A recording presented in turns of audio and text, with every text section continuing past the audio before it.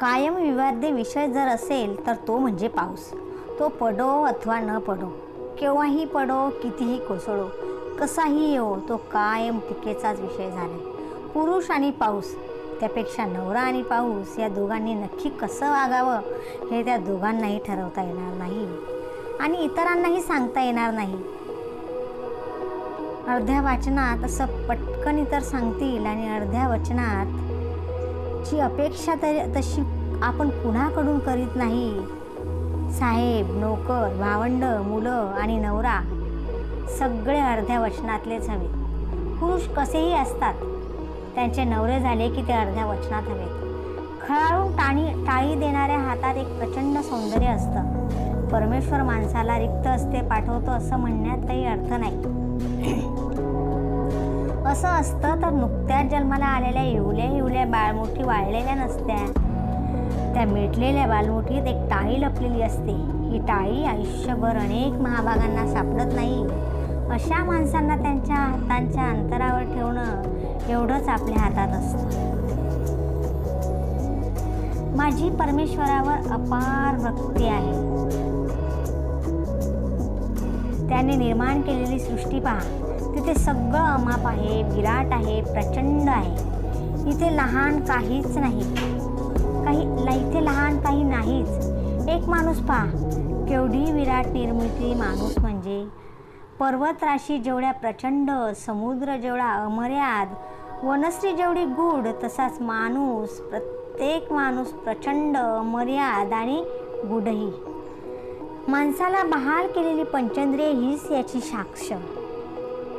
नजरेची दुनिया, नादाची दुनिया आणि स्पर्शाची दुनिया सगळं विराट. आणि म्हणूनच नेहमी वाटतं की ज्या परमेश्वराने जीवन एवढं विराट केलं, तो त्या विराट जीवनाचा शेवट जीवनापेक्षा लहान असलेल्या गोष्टीने करणार नाही. म्हणजे माझी श्रद्धा आहे की परमेश्वराने निर्माण केलेला मृत्यू हा जीवनापेक्षा विराट आहे, जीवनापेक्षा लोभस असणार. बर्फ हा नेहमी 9 दशांश पाण्याखाली असतो आणि 1 दशांशच वर दिसत राहतो. संसारातल्या अडचणी, मानापमान आणि दुःख पण तशीच असतात. 9 दशांश न सांगता येण्यासारखी, सांगितली तर खोटी वाटणारी, 1 दशांश न सांगता दिसणारी किंवा सांगितली तरी लगेच पटणारी.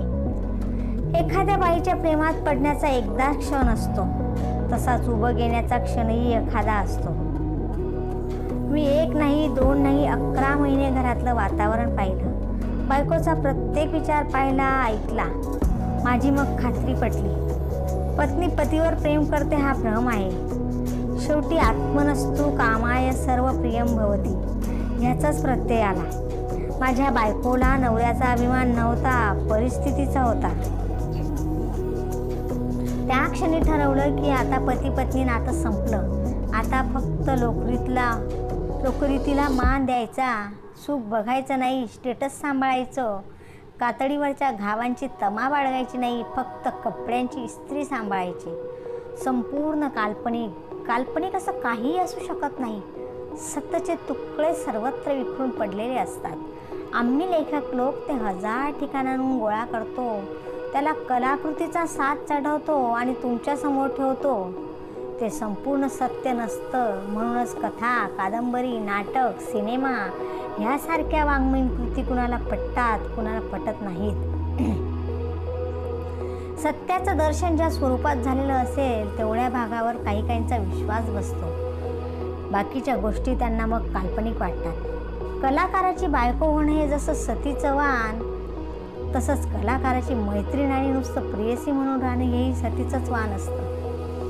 मैत्री ही केवळ मैत्री राहत नाही. प्रियकराचा उत्कर्ष होत चालला की मन आवरत नाही, धरबंद राहत नाही. प्रियकराची, त्या कलाकाराची उत्कटतेची भूक साथीच्या व्याधीप्रमाणे आपल्यालाही घेरून टाकते. असे 2 उत्कट जीव एकत्र आले की उत्कटतेचं शेवटचं टोक गाठायला त्यांना वेळ लागेल का? उत्कटतेतही जोपर्यंत बुद्धी जागृत आहे तोवर उत्कटता आहे, वरदान आहे. एरवी ती शाप आहे. शाप हा भोगूनच पार करावा लागतो. पराशराला 6.5चा शाप होता. तो क्षण मात्र का होईना चळला. त्यातून महाभारत निर्माण झालं. म्हणून म्हणालो की कलाकाराची प्रेयसी राहणं आणि त्याला मर्यादेत थांबवणं हे सतीचं वाण आहे. त्याला ही ताकद हवी. कलाकाराची पत्नी त्यागी हवी, तशीच त्याची प्रेयसी पण त्यागी हवी. तसं नसेल तर कलाकाराचा विदूषक होतो. उन्हातान्हात कष्ट करणाऱ्या माणसांबद्दल झाडांना कितीही अनुकंपा वाटली तरी स्वतःची जागा सोडून ती सावलीची वर्षाव करीत माणसांच्या मागे जाऊ शकत नाहीत. झाडांच्या औदार्याला, ममत्वाला एकाच जागेचा शाप असतो. छत्र आणि छत्री ह्यात फरक असतो. तेच छान आहे.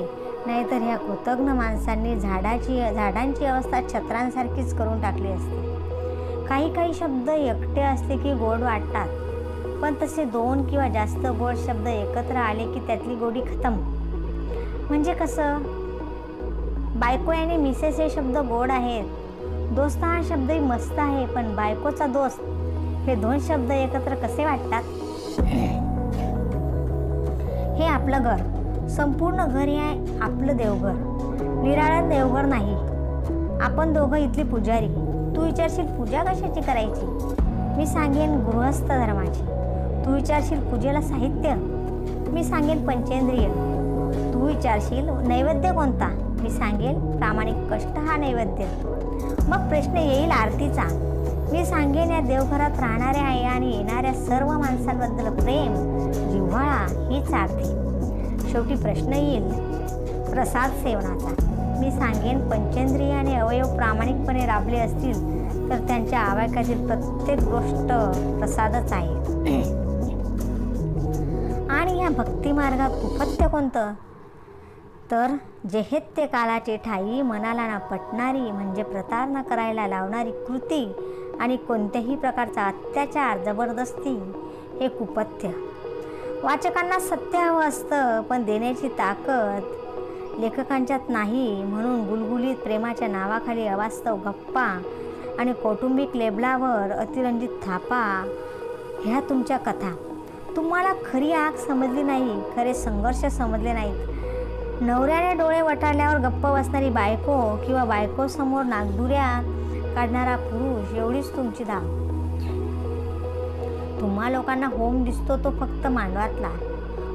पुढं अख्ख्या कुटुंबाची, नंतर त्यात पटलेली आहुती तुम्ही ती पाहू शकत नाहीत. बायकोपेक्षा मैत्रीण जास्त विश्वास ठेवते, म्हणूनच क्षमा करण्याची ताकद बायकोपेक्षा मैत्रिणीत जास्त असते. आपण कुणाला भीतो? का भीतो? जे ओळखत नाहीत त्यांनाही भीतो, जे ओळखतात त्यांनाही भीतो. मला तर ओळखीचा बिनओळखीचा हे शब्दच पुसके वाटतात. माणसाला माणसापासून तोडणारे, जोडल्याचा निव्वळ आभास निर्माण करणारे, समाजाला भ्यायचं म्हणे. समाज तरी कुणाचा? तर 4 भित्र्या स्वार्थी माणसांचा. ज्यांना प्रतिष्ठेची कपडे घालून वावरणारा माणूस तर सोडाच, पण नागडा उघडा प्रांजळ सत्य स्वरूपात उभा राहिलेला निसर्ग समजू शकत नाही असा समाज. दुसऱ्यांच्या पांढऱ्या स्वच्छ कपड्यांच्या आत काय आहे हे न समजणारा समाज. इतकंच काय तर खुद्द स्वतःच्या अंगावरची कातडी मानणारा समाज. मी हा असला समाज मानित नाही. समाजात सर्वात निरुद्रवी कुणी असेल तर तो म्हणजे अपयशी माणूस. कारण समाज त्याच्याकडे बघतच नाही. त्याचं लक्ष असतं यशस्वी माणसाकडे. आणि ह्या यशस्वी माणसांना पुष्कळदा यश कसं मिळतं? तर अपेक्षा नसताना. मॅट्रिकला पहिला येणाऱ्या कोणत्याही विद्यार्थ्याची मुलाखत वाचा. मारे पहिल्या पानावर छापतात मी पहिला येणारच होतो असं कुणीही ठामपणे सांगत नाही. यशस्वी माणूसच समाजाला पटकन वाईट शिकवू शकतो. आम्हाला आमच्या अपयशाची जेवढी गॅरंटी तेवढी विद्वानांना त्यांच्या यशाची नाही. पण हे कुणी कुणाला कसं पटवून द्यायचं? आमचा देव दगडाचा नाही, आम्ही दगडात देव पाहणारी माणसं आहोत. दगडात देव असतोच, मूर्ती असतेच. दगडाचा फक्त नको असलेला भाग काढून टाकायचा असतो. मूर्तीच्या भागाकडे लक्ष ठेवा, फेकून द्यायच्या भागाकडे नको. आणि मग ह्याच भावनेने निसर्गातल्या इतर गोष्टींकडे पहा. झाडं, नद्या, वारे, आकाश, जमीन आणि शेवटी माणूस. माणसातलाही नको असलेला भाग दूर करायला शिका. ह्याची सुरुवात स्वतःपासून करा. स्वतःला नको असलेला भाग कोणता? तर ज्यापायी आपला आनंद, प्रगती, निष्ठा आणि आत्मविश्वासाला तडा जातो तो आचार, तो विचार हा टाकायचा भाग. दुधात पाणी मिसळण्याची ट्रिक जगात ज्याने प्रथम शोधून काढली तो खरा जिनियस. त्याने स्वतःच्या इमारती उठवल्या, पाठोपाठ अनेकांनी त्याचं अनुकरण करून पैसा कमावला. पण आज जग दुधात पाणी न मिसळणाऱ्या माणसांच्या शोधात आहे. म्हणजे इथून पुढे इमारती उठणार आहेत त्या पाणी न मिसळणाऱ्या माणसांच्या. इथून तिथून सगळी चक्रावरची माणसं, प्रत्येकाची गती कुठं ना कुठं आक्तिक झालेली आहे. आपण होऊन घेतलेली गती निराळी आणि कुणीतरी दिलेली गती निराळी. दिलेली गती पेलत नाही अशी माणसं ताठ उभी राहू शकत नाहीत. मग ताठ माणसांसमोर ते आपोआपच वागतात. गैरसमज हा कॅन्सरसारखा असतो. तिसऱ्या अवस्थेला पोचल्यावर तो आपलं स्वरूप प्रकट करतो. कबूल करा अथवा करू नका, आपण आहोत म्हणून जगाला अस्तित्व आहे. प्रत्येक लहान मोठी गोष्ट करताना स्वतःच्या असण्याला फार मोठं स्थान आहे.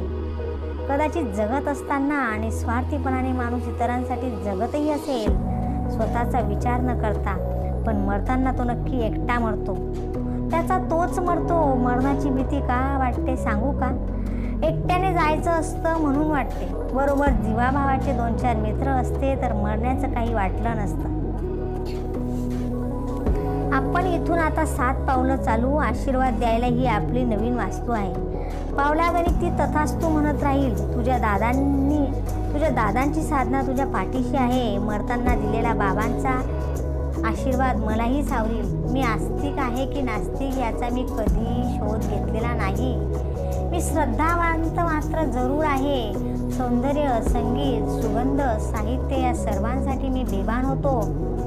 पण माझी जमीन कधी सुटत नाही. मी माणूस आहे याचा मला अभिमान वाटतो. मला परमेश्वर व्हायचं नाही. नवऱ्याला देव वगैरे मारणाऱ्यांपैकी तू आहेस की नाहीस हे मी परिचय होऊनही विचारलं नाही. तशी नसलीस तर उत्तमच, पण असलीस तर इतकंच सांगेन की मला देव मानायचा प्रयत्न केलास तर तो माझ्यावर फार मोठा अन्याय होईल. मला माणूसच मान म्हणजे कळत नकळत होणारे अपराध क्षम्य ठरतील. कुणाचंही मन न दुखवणं हीच मी देवपूजा मानतो. जीवात जीव असेल तो मी तुला सांभाळीन. आता सांभाळीन हा शब्द चुकीचा आहे, त्यात अहंकार डोकावतो. तेव्हा इतकंच सांगेन की आपल्या ह्या घरात, संसारात तू चिंतेत असताना मी मजेत आहे असं कधी घडणार नाही. आणि शेवटचं सांगायचं म्हणजे मला पत्नी हवीच होती, मात्र पत्नी झाल्यावर तुझ्यातली प्रेयसी सांभाळ. मला सखी हवीच आहे. होशील? क्रिएटिव्हिटीचा क्षण एवढाच आनंद, क्षणा इतकाच छोटा. कवी, लेखक, नाटककार यांना ज्या क्षणी एखादी कल्पना सुचते तेव्हा त्यांच्या आयुष्यातला तो तेवढाच क्षण ते जगतात. नंतर ती कल्पना कागदावर उतरवणं ही कारकुनी, कंटाळवणी प्रोसेस. अक्षर ओळख झाल्यापासून लिहायचं, मग पुढचे क्षण चिंतेचेच.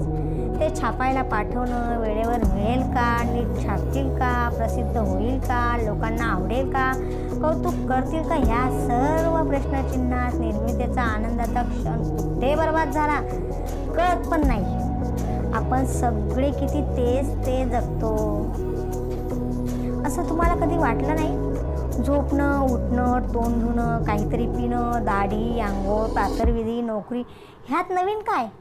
शरीराने जगायचं आणि शरीराच्या सेवेसाठीच जगायचं. शरीराला जपायचं. मन बोंबलत राहिलं तरी ते मारत राहायचं.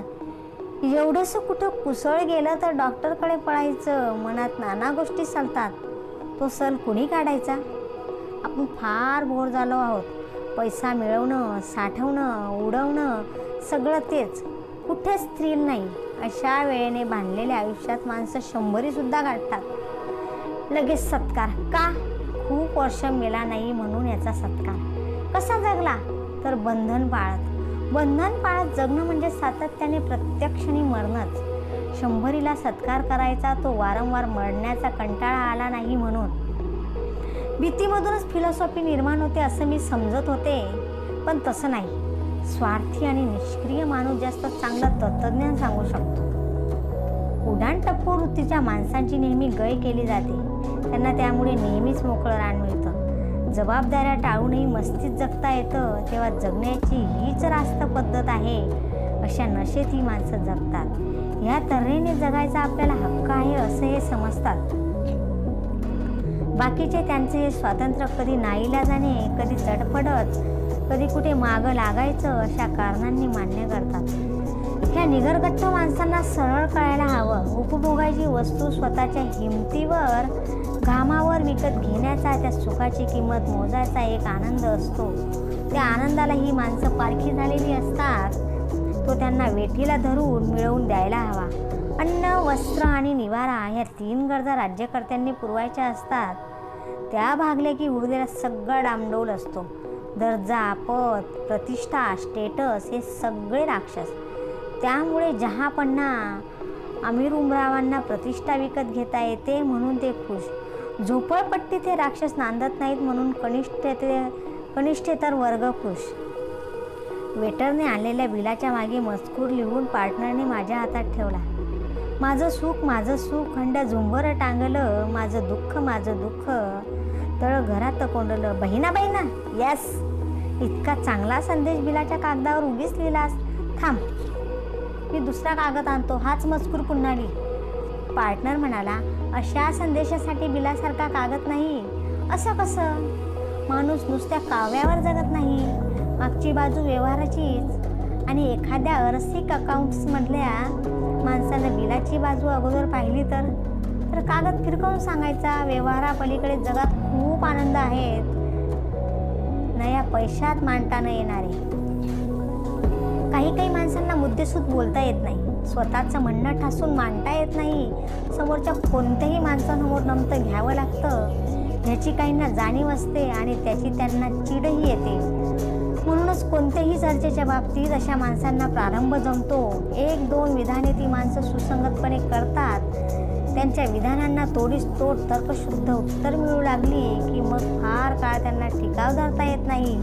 मग त्यांचा तोल जातो, तोल गेला की आरोप असंबंध व्हायला लागतात.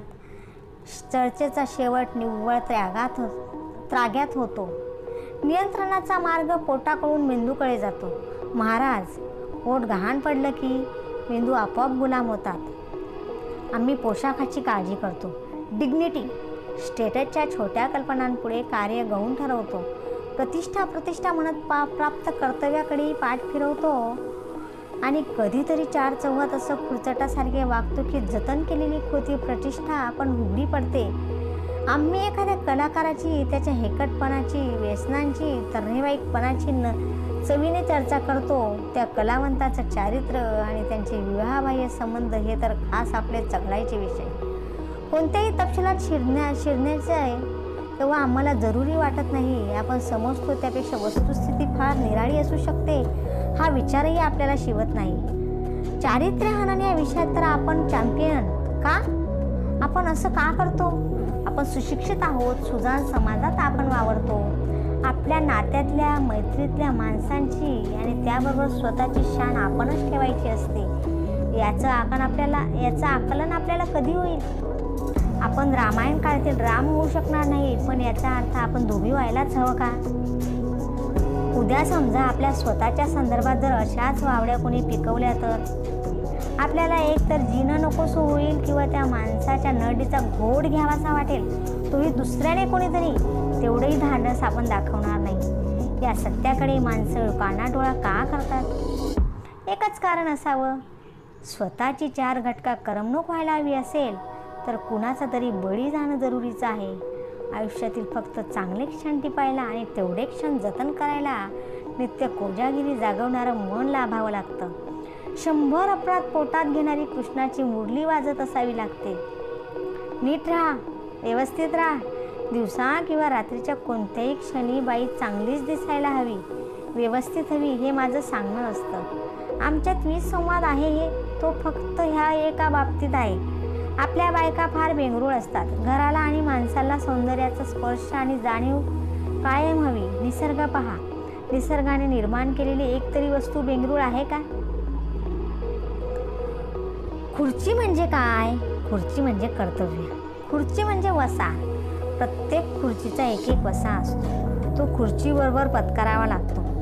माणसं त्यातली फक्त खुर्ची उचलतात, वसा विसरतात. खुर्ची मिळाली की उठतात, माततात, घेतला वसा टाकून देतात. लोककल्याण जितक्या मार्गांनी करता येतं तेवढ्या खुर्च्या निर्माण केल्या जातात. एखादा मार्ग नव्याने दृष्टिक्षेपात आला तर खुर्च्यांची संख्याही वाढवली जाते. माणसं लगेच त्या नव्या खुर्चीसाठी वळणी लावतात आणि वसा विसरतात. इथं खुर्च्या काय करणार? प्रकाश हा प्रकाशच, त्याबद्दल दुमत नाही. संधी प्रकाशाबाबत मतभेद संभवतात, पण आपल्या ह्या लोकशाहीत प्रकाशाला पण संधी शोधावी लागते. समागम हा एक संवाद आहे.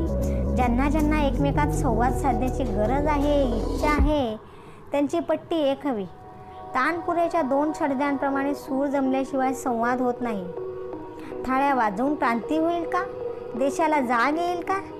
थाळी शब्द म्हटला की एकतर ती फिरवायची तरी, नाहीतर वाजवायची. स्त्रीच्या हातातली थाळी ही द्रौपदीची थाळी व्हायला हवी. तशी ती होईल का? द्रौपदीची थाळी ही क्षुधा शांत करणारी थाळी होती, समृद्धीचं प्रतीक होती. ती बडवून क्रांती होईल का? व्हायलाच हवी, पण ती सरकारविरुद्ध पिटून होणार नाही. ह्या थाळ्या घरोघरी बायकांनी वडवायला हव्यात. नवरा, मुलगा, भाऊ, दीर, बाप सगळ्यांच्या नावाने. वाल्याचे डोळे नारदाने उघडले नाहीत, वाल्याच्या बायकोने उघडले. वाल्याने वाटमारी करून केलेल्या लुटमारीच्या पापाच्या प्राप्तीत ती सहभागी व्हायला तयार नव्हती. त्याचप्रमाणे आज घरोघरच्या गृहिणींनी तुम्ही नेमून दिलेले काम नीट केलं का, असा प्रश्न नात्यातल्या सगळ्या पुरुषांना विचारायला हवा. डॉक्टर, वकील, कारखानदार, कामगार, प्राध्यापक, मास्तर ह्यापैकी प्रत्येकाला थाळी वाजवून गृहिणींनी हा प्रश्न विचारला तर? कष्टाचा मोबदला न देता पैसा मिळवणं ही वाटमारी. या प्राप्तीच्या पापात कोणत्याही गृहिणीने सहभागी होऊ नये. खरा संसार हा एकाच दिवसाचा आणि एकाच रात्रीचा असावा, बाकी पुनरावृत्ती असते. माणूस खरं तर सहज सुखी होऊ शकेल. सुखी होणं हे एवढं दुर्मिळ नाही. अहंकार सोडावा आणि जगातल्या चांगुलपणावर नितांत श्रद्धा ठेवावी. सुखदाराशी हात जोडून उभं राहील, पण तसं होत नाही. माणसं खळखळून मोकळी होत नाहीत, गप्प राहतात, सहन करतात. ही माणसं, ह्या व्यक्ती काय गमावतात, काय मिळवतात हे फक्त त्यांनाच माहीत. मोहावर जेव्हा ही मंडळी मात करतात, तेव्हा त्यांच्या त्या यशाला सत्काराचे हार नाही, तर पराभवाच्या दुःखाला सांत्वनाचा स्पर्श नाही. शब्दच हवे असतील तर ऐक. मला ह्याच्यात कोणताही गुन्हा, अपराध वाटत नाही. ह्या एकत्र येण्यात चोरटेपणा नक्कीच आहे, पण पाप नाही. व्यभिचार तर नाहीच नाही.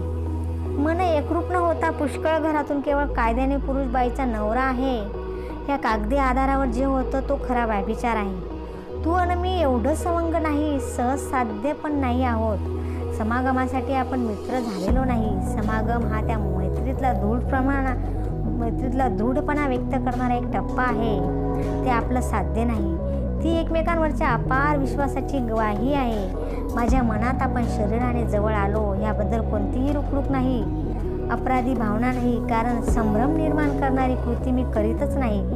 कृती करण्यापूर्वी माझा विचार पूर्ण झालेला असतो. त्यामुळे निव्वळ भान सुटल्याने हातून निस्तरावी लागणारी गोष्ट घडली असं घडत नाही. आपल्या एकत्र येण्याने माझं बळ वाढलं. त्याचा उपयोग पुन्हा माझाच संसार पुढे लोटायला होणार आहे. पुष्कळदा सुखाची लाट भरतीसारखी आपण बेसंवाद असताना चिंब करून सोडते. त्यातलं काय लुटायचं ह्याचा आकलन होण्यापूर्वी ती लाट ओहोटीप्रमाणे दूर गेलेली असते. आपण तसेच काठावर निथळत्या सुखाला स्पर्श करीत राहतो. हवं असलेलं सगळं देऊन कुणीतरी चकवल्यासारखं वाटतं. असं होता कामा नये. सुखाचा जाणतेपणाने मागोवा घेण्यातलं सुख अपूर्व असतं. माणसांना वेळेची किंमत नाही. हा देश फक्त पैसा घालवायला लावणारा, त्याच्या बदली घेणाऱ्याला जे हवंय ते द्यायचं असतं ह्याची कुठेच जाणीव नाही. म्हणूनच की काय, जे फुकट मिळेल ते मनसोक्त आडवा हात मारून कसं लुटता येईल यातच प्रत्येक जीव मग्न आहे. कोणतेही जीवनावश्यक किंवा चैनीच्या वस्तूंसाठी त्याची किंमत न मोजता ती वस्तू पदरात पाडून घ्यायची चटक लागलेला माणूस आणि देश कधीच वर येणार नाही. एकेकाळी दारू या प्रकाराबद्दल गुप्तता होती.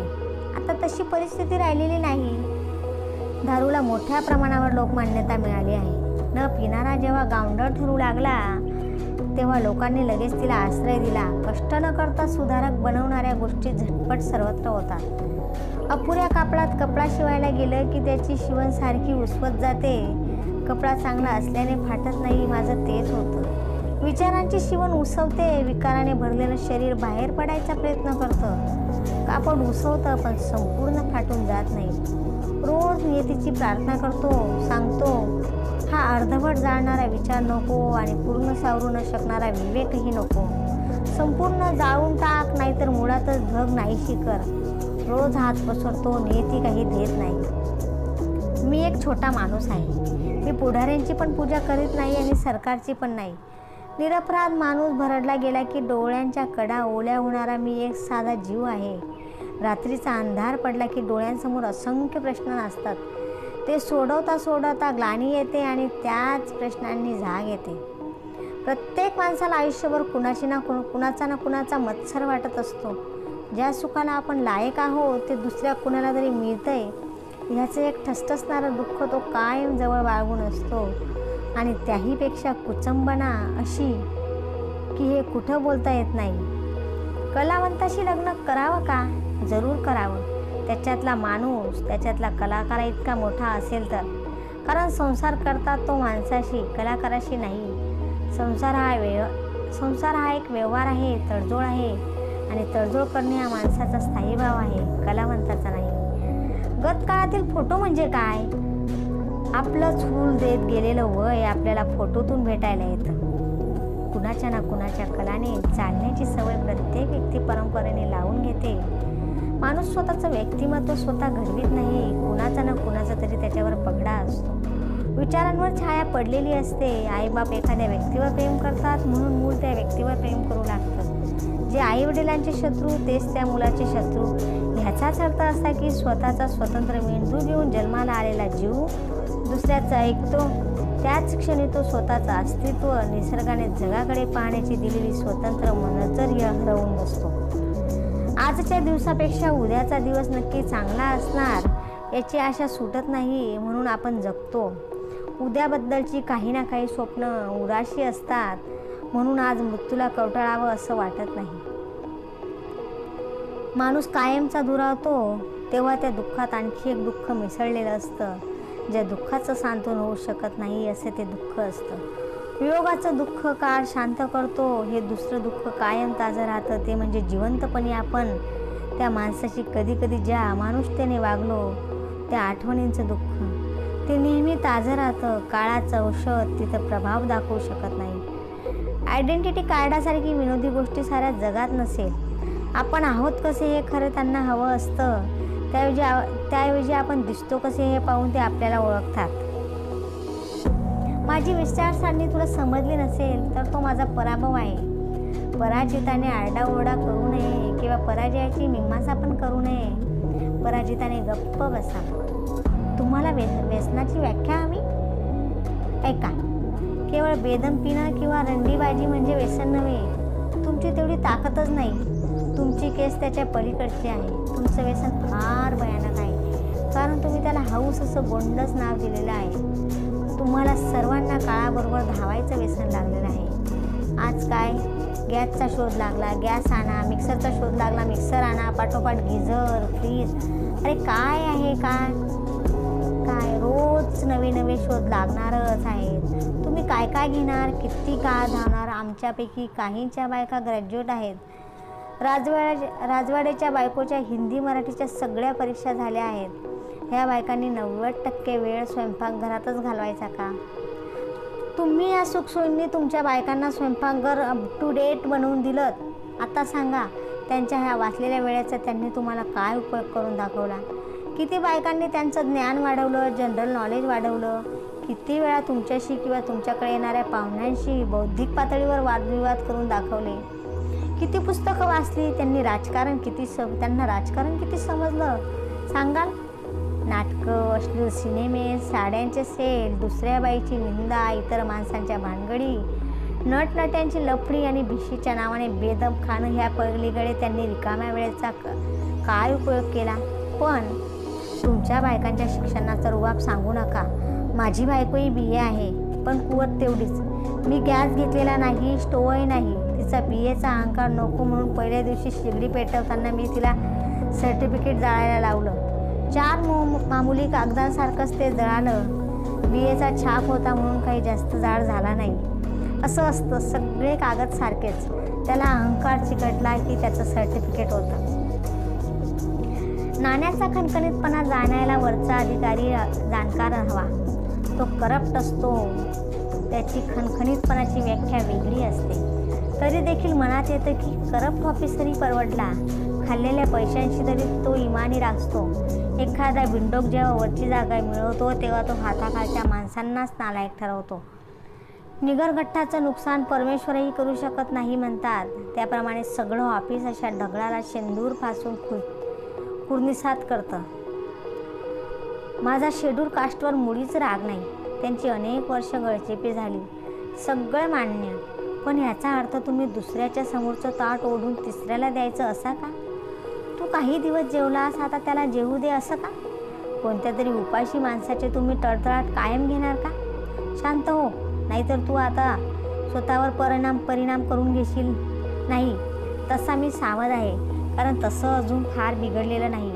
अजून तुमच्या आमच्यातल्या 10% मुली इतर जमातींसाठी राखून ठेवा असं सरकारी धोरण जाहीर झालेलं नाही, तोपर्यंत भीती नाही. स्त्री ह्या प्राण्याबद्दल प्रत्येकाचा इंटरेस्ट निरनिराळा असतं. बाईच बाईला माणसातून उठवण्याचा प्रयत्न करते. पुरुष एखाद्या बाईत फार गुंतायला पाहू इच्छितो किंवा त्याला मुळीच तिच्यात रस नसतो. तरीही स्त्री पुरुष मैत्रीला विविध पदर असतात. कितीतरी रंग, पातळ्या, उंची, निर्व्याजता आणि खोलीही. स्त्रियांशी मैत्री ही अत्यंत जुजबी एकसुरी वाटते. मी जन्माने स्त्री झाले हे मी भाग्यच समजते. म्हणूनच लग्नाने मी दुसऱ्या स्त्रीशी जकडले गेले नाही, जाण्याची भीती नाही. ओळख हा शब्द फार फसवा आहे. ओळख ही प्रत्येक क्षणी निरनिराळ्या स्वरूपात होते. रक्ता माणसाची नाती देखील फसवी. आपण स्वतःलाही प्रत्येक क्षणी नव्याने समजतो. सर्वात जवळच्या माणसांच्या वागण्याचे धक्के जास्त बसतात, कारण त्यांना पहिल्या ओळखीपासून ती खूप अंतरावर गेलेली असतात. तेव्हा ओळख या शब्दाचं नातं चालू वर्तमान काळाशीच असतं.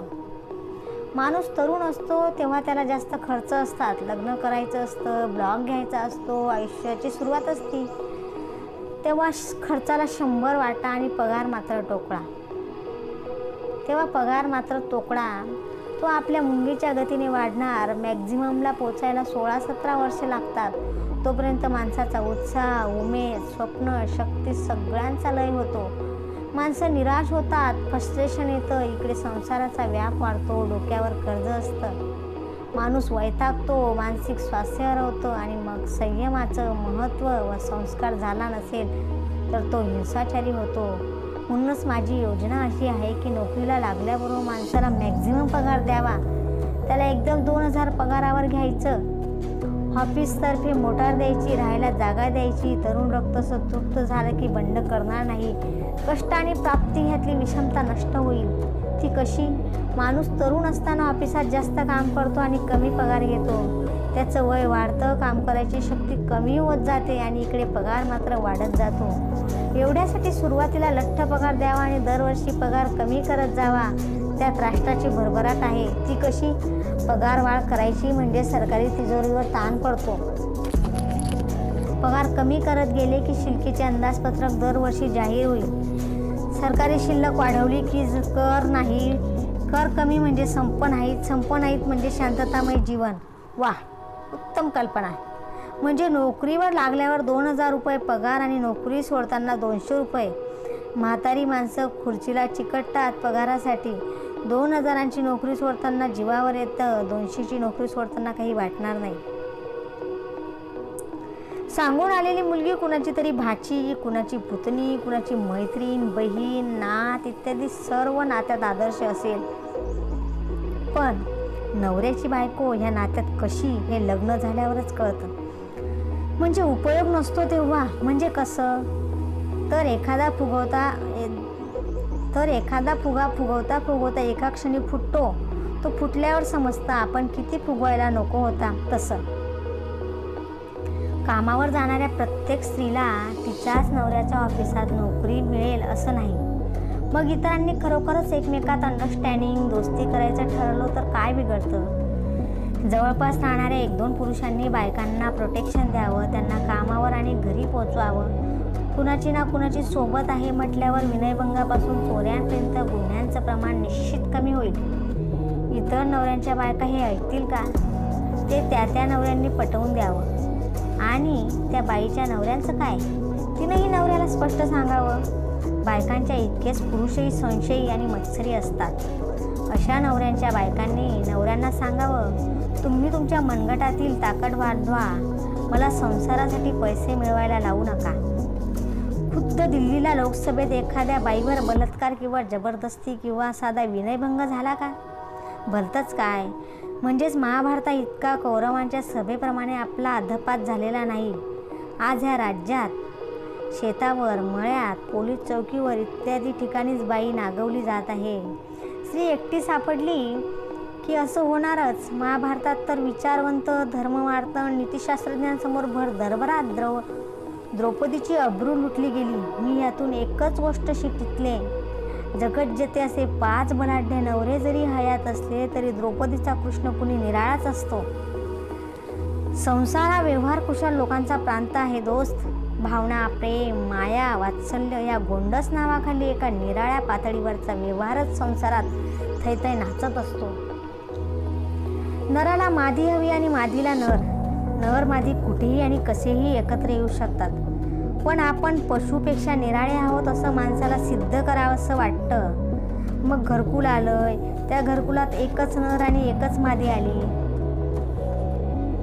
मग मुलं, तीही झेपतील इतकीच. पुढे कापाकापी आहे, त्या कापाकापीची महती संसारावर छत्र धरणाऱ्या, आडोसा देणाऱ्या भिंतींनीच बाहेरच्या अंगावर रंगवून घेतली. मुलांना ऐपतीनुसार शिकवणं हा व्यवहारच झाला. ऐपत संपली की तुझं आम्ही किती दिवस करायचं. आता स्वतःच बघायला लाग. मुलगा पायावर उभा राहिला की त्याची मादी येते आणि मग खरा व्यवहार सुरू होतो. बायको कुठे जाते घर सोडून. असं असलं की नर वाटेल तसा वागायला मोकळा. आणि नवरा नावाचाच नर असेल तर शारीरिक सुखापासून त्याची वंचना सुरू. संसार हा व्यवहारच नसता तर गरज संपताच म्हाताऱ्या आईवडिलांचा अनादर झाला नसता. त्यात जर घरातला नर आईवडिलांपासून प्रत्येकाचं मन सांभाळण्यासाठी धडपडणारा असला की त्याचा फक्त विदूषक होतो. कौतुकाचा वा अपेक्षित क्षणी मिळाला नाही तर नराचा वानर होतो. ह्या उलट मैत्री, तिथं व्यवहार आला की मैत्री संपलीच. मैत्री कधीही तुटू शकते, म्हणून आपण तिथे जास्त दंगामस्ती करत नाही. सुरक्षितपणाच्या भावनेसाठी आयुष्यभर कसली ना कसली किंमत मोजायला लावतो, त्याला संसार म्हणतात. भीतीच्या बाहेर जे हिमतीने पडतात त्यांना बळकट आधार मिळू शकतात. ज्या माणसात तीही हिंमत नसते ती माणसं 4 भिंतीतही निराधारासारखी वावरतात. निव्वळ कोणता ना कोणता व्यवहार सांभाळला जातो म्हणून ते एकत्र राहिलेले आहेत. त्याशिवाय ते प्रतिष्ठित म्हणून वावरू शकतात. अशी माणसं झोकात लग्नाचे वाढदिवस साजरे करतात, हिल स्टेशनला जातात, काश्मीरी कपड्यात हिंडतात, कॅमेरावर रंगीत फोटो काढून घेतात, शिकाऱ्याचे आणि घोडेस्वाराचे सुद्धा. हे सगळं का? पशूंच्याच गरजा असून आपण पशूंपेक्षा निराळे आहोत हे दाखविण्यासाठी. मध्ये लटकणारा माणूस नेहमी दुःखात असतो. स्वतःची ताकद त्याला आजमावताच येत नाही ह्याची मला खात्री आहे. कौटुंबिक जबाबदाऱ्या वैयक्तिक लागेबांध्यांसाठी सोडाव्यात यावर माझा विश्वास नाही. कारण सामाजिक रूढींच्या विरुद्ध जाण्याचं धाडस करू नये. इच्छित इप्सिताजवळ पोचून मी हमखास सुखी होईन याची शाश्वती नाही.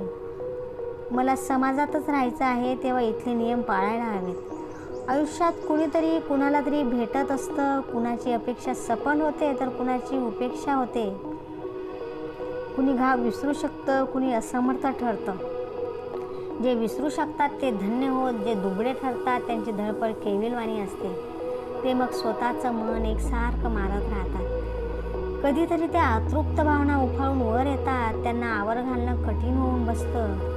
पापभिरू मनाला लोकलज्जा, संसार, नैतिक मूल्य, सामाजिक प्रतिष्ठा यांची पायमल्ली सहन होत नाही. साहजिकच यातून जन्माला येतो चोरटेपणा, मग चोरट्या भेटीगाठी.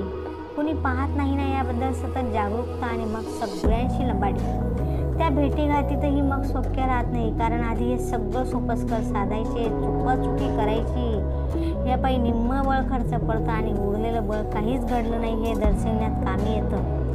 यातून शाबूत राहील तेवढ्या मनस्थितीत भेटीगाठी आणि मिलन या असल्या क्षणिक मिलनातून घेऊन यायची ती तृप्ती आणि हुरहुर प्रत्यक्ष घटनेपेक्षा स्वप्न जास्त उंच ठरतात. तसं झालं की हमखास दुःख ठेवलेलं. व्यवहारात घडणाऱ्या गोष्टी स्वप्नांपेक्षा उंच असाव्यात, त्यात स्वतःची फसगत नसते. चालायला शिकणारं मूलच फक्त स्वतःच्या पायांवर चालतं. ते जसं जसं मोठं व्हायला लागतं तसं तसं ते स्वतःला पाय आहे ते विसरायला लागतं. नंतरच्या आयुष्यात मग माणसाला वेगवेगळे पाय फुटायला लागतात. पद, ऐपत, प्रतिष्ठा, पैसा, सत्ता, कीर्ती, यश, लौकिक प्रसिद्धी, राजकारण, स्पर्धा, पक्ष, जात, धर्म, परंपरा, रूढी, पायच पाय. ह्या पायांच्या जोरावर तो आयुष्यभर लाथाडी करतो. हळूहळू एक एक पाय गळायला लागतात. सत्ता हा एक महत्त्वाचा पायच जाताना खूपच पाय नेतो. वार्धक्य जवळ येतो. सगळं गेलेलं असतं. तोपर्यंत आपल्याला स्वतःचे पाय होते याचं विस्मरण झालेलं असतं. ज्यामुळे तो माणूस आहे हे ओळखलं जात होतं. वार्धक्यात गुडघे गेले असं म्हणायचं, खरं तर सगळे पायच गेलेले असतात. बहुसंख्य माणसांना कशाची ना कशाची गॅरंटी हवी असते. या मूर्ख माणसांना कसली गॅरंटी हवी असते? या माणसांच्या स्वतःच्या कर्तृत्वावर विश्वास नाही का? जगात हमी कशाची देता येते? I promise to pay the bearer. ह्या शब्दाकडे गहाण पडलेल्या माणसांना यंत्र आणि मानवी मन यातला फरक समजत नाही. म्हणून गॅरंटी मागतो. त्यामागे खरंच काय धारणा असेल? चपलेचा अंगठा शिवून देणाऱ्या चांभाराकडे 1 रुपयाच्या बदल्यात आपल्याला हमी हवी असते. तो शांतपणे सांगतो, साहेब, चपलेचा अंगठा किती टिकेल ते चालण्यावर अवलंबून आहे. हे उत्तर आपल्याला व्यावसायिक चातुर्याचं वाटतं. आम्ही कसेही चाललो, चप्पल कशीही वापरली तरी ती टिकली पाहिजे. ह्या चप्पल घेणाऱ्याचा हेतू, चप्पल काय आणि संसार काय, तो कुणाच्या हातात पडतो ह्यावर अवलंबून. बायकोचा उपयोग मी कसाही करीन, तिनं चांगलंच वागण्याची गॅरंटी दिली पाहिजे. माझे यजमान वाईट नव्हते, पण दिवसाच्या आणि रात्रीच्या सगळ्या आवश्यक गरजा भागवल्यावर जी माणसं स्वतःसकट सगळ्या जगावर खुश असतात, त्यांच्यात आणि यजमानात फरक नव्हता. रात्र म्हणजे झोपण्यासाठी, गडद अंधारही लोभसवाना असतो. हे त्यांना कधी जसं वाटत नाही, तसंच ही माणसं चांदण्यांचंही काही देणं लागत नाही. कोजागिरीचं आणि यांचं नातं फक्त मध्यरात्री दूध पिण्यापुरतं. मी त्या रात्री एकटीच गच्चीवर बसायची. ह्यांना मध्यरात्री उठवायचं ते दुधासाठी. खूप प्रसन्नतेपायी किंवा उदास वाटतं म्हणून आपला जोडीदार जागा राहिला तर ते ह्यांच्या गावीही नसायचं. मनात येईल ती रात्र समागमाची आणि राहिलेल्या गाढ झोपेसाठी इतकी माफक अपेक्षा असलेल्या वॉर्डरला आपण सखा सप्तपदी भव म्हणत पसंत करतो आणि एक न दिसणाऱ्या गरजांच्या तुरुंगात कायम अडकतो. सरकारी तुरुंगात कैद्याला नंबरचा बिल्ला मिळतो. इथं नवऱ्याच्या आडनावाचा बिल्ला मिळवावा लागतो. शिक्षा संपली तरी खरं तर शिक्षा संपतच नाही, तुरुंगवास संपतो. बिल्ला चितेपर्यंत साथ देतो. अशा संसारात घर म्हणजे जन्मठेप आणि विचार आणि मन गहाण ठेवून नवऱ्याला शरीर देणं म्हणजे सक्त मजुरी, सश्रम कारावास. नवरा संसार अर्ध्यावर टाकून गेला म्हणजे सश्रम कारावास संपतो. बिल्ला राहतो, बिल्ल्यातला सौ जातो, श्रीमती राहतो. ती पुन्हा किती बायकांचे संसार असे नवरे मिळाल्यापायी उजाळ होत असतील. दुसऱ्या माणसाला मदत करणे म्हणजे स्वतःचं बळ अजमावणं. शारीरिक, मानसिक, सामाजिक आणि ऐपतीनुसार आर्थिक परोपकार म्हणजे आत्मबळ वाढवण्याचा राजमार्ग. बेळगाव आणि सीमा भागात मराठी भाषेवर अन्याय होतोय ना, म्हणून पुण्यातली दुकानं बंद. मूर्खपणा आहे, पण काय करणार? आमच्यासारख्यांचं 20,000 नुकसान समजा. हॉटेल, सोने चांदेवाले यांचं मोजमापच नाही. म्हणजे ताई, नुसता लक्ष्मी रोडचा हिशोब करायचा, 200 दुकानं आहेत असं समजायचं. 40 लाखांची उलाढाल बंद का? ह्याचं उत्तर कोण देणार? त्याऐवजी एका दिवसाचा विक्री कर 1% मांडा. पैसे बंद करण्यापेक्षा तो उभा करा. 40,000 ह्या हिशोबाने मिळतील. आता सगळ्या पुण्याचा आणि मुंबईचा हिशोब करा. त्या पैशातून बेळगावात मराठी शाळांची संख्या वाढवा. जाता येता बंद काय? नवं सुरू करण्याची अक्कल नाही म्हणून सुरू असलेलं बंद पाडायचं. ह्या युनियनच्या पुढाऱ्यांच्या बायकांनी एक वेळ घरातल्या घरात स्वयंपाकघर बंद म्हटलेलं खपेल का यांना? हॉस्पिटलचा कॉरिडॉर म्हणजे दुःखाची, वेदनेची आणि वियोगाची बाजारपेठ. अनेक सही सलामत जीवानिशी वाचतातही. ती सगळी आपण वाचलो ह्या आनंदातून निघून जातात. त्याचा आनंद भोवतालच्या दुःखाच्या पार्श्वभूमीवर जास्त गडद होतो. खळखळणाऱ्या स्ट्रेचर, टॉलीज अशा दुःखी मनावर आणखी भीषण सरी उमटवीत जातात. जिथं ज्या वस्तूत नितांत शांततेची गरज असते तिथंच भरपूर गोंगाट असतो. क्षणभंगुरतेचा वर्षा होत असताना अडाणी म्हणूनच मुक्त असे स्वीपर्स आणि झाडूवाल्या तिथंच कचाकचा भांडतातही, तर स्टुडंट्स आणि त्यांचे ऑनररीज ह्याच व्यथेच्या बाजारपेठेत हास्य विनोद करीत जातानाही दिसतात. त्यांचे ते विनोद आणि चेष्ट्यातल्या उखळ्या पाखळ्या मारहाणीच्या भांडणा इतकेच बच्छूर वाटतात. अतिपरिचयाने दुःखाची अवहेलना होते. कुणाचाच कुणावर दबाव राहत नाही, धाक नाही म्हणून शिस्त नाही. ही लोकशाहीची रोपं आणि त्यांना लागलेली अमाप लोकसंख्येची फळं. आम्ही यातून काय शिकलो तर आमचं कोणी वाकळं करू शकत नाही, हा उन्मत्त आनंद.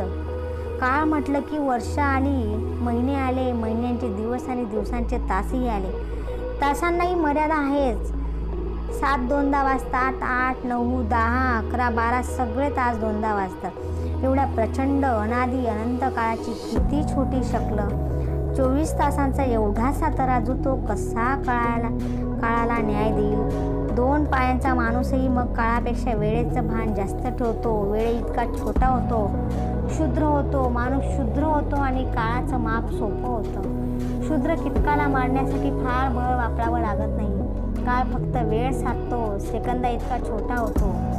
उषाशी त्या क्षणी डॉक्टर असेलच तर ते म्हणतात, आय एम सॉरी. जगायचं म्हटलं की वय आलं, वर्षाचा हिशोब आला, महिन्यांचा हिशोब आला. खरं तर आयुष्य जगायचंच नाही, गणित जगायचं. दिवस आणि जागेपणीचा काळ आकडेमोडीत घालवायचा आणि रात्री झोपताना त्याच आकडेमोडीच्या वह्या उषागती ठेवून झोपायचं. मग जाग येते ती नवे कंस मांडण्यासाठी, कंसात मांडलेली कालची उत्तरं बरोबर की चूक ते तपासण्यासाठी. काळ 24 तासांनी पुढे गेल्याची जाणीवही नसते. जागेपणाची जाणीव 3 काट्यांचं गणित सोडवण्यात गेलेली आणि झोपेत तर जाणीवेचाच काटा निघालेला. कालची उत्तरं चुकीची आहेत असं वाटलं तर ती फेकून देण्याचं धाडस हवं.